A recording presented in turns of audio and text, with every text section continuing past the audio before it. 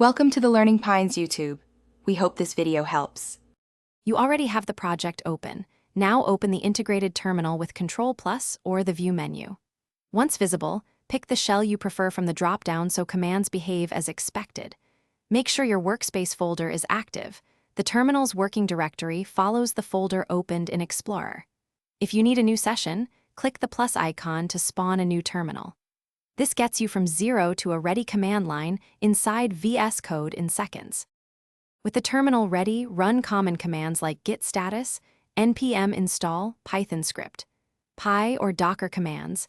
They behave the same as a system shell.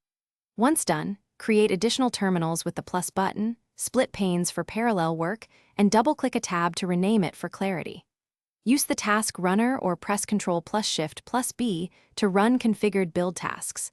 Those spawn inside the integrated terminal so output and errors stay central. When you finish, stop any running process with Ctrl+C and close terminals using the trash icon to avoid orphan jobs.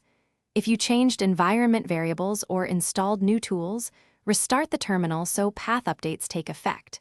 Make sure the terminal's current working directory matches your project. Incorrect folders cause command failures. If something still goes wrong, switch the shell to test behavior differences and rerun the command.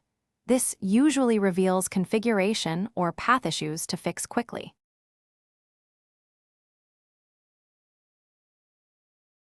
Thanks for watching. Consider subscribing if we helped you.